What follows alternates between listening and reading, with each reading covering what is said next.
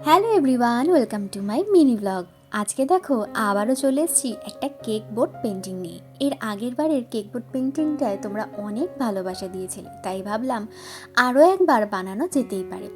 অনেক দিন ধরেই ভাবছিলাম জানো তো, জগন্নাথ দেবের একটা ফেস পেন্টিং করব, কিন্তু কিসের ওপর করব সেটাই বুঝতে পারছিলাম না।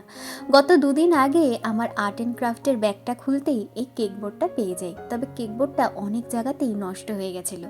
গতকালকে ভালো করে রোদ্রে শুকিয়ে নিয়ে এখন দেখো চলে এসেছি পেন্টিংটা করে নেওয়ার জন্য।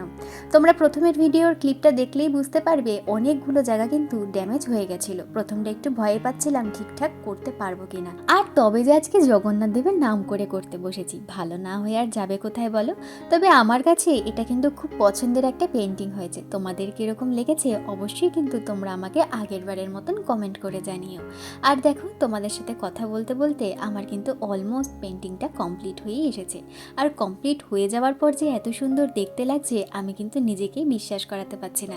কারণ প্রথমটায় দেখেছিলে যে অনেকগুলো জায়গায় ড্যামেজ ছিল, তবে পুরোটা কমপ্লিট হওয়ার পর কিন্তু ড্যামেজগুলো আর বোঝা যাচ্ছে না। এই দেখো জগন্নাথ দেবের এটা হচ্ছে ফাইনাল লুক। তোমাদের কীরকম লাগলো অবশ্যই কিন্তু আমাকে কমেন্ট করে জানিও, আর ভালো লাগলে চ্যানেলটা সাবস্ক্রাইব করে দিও। টাটা।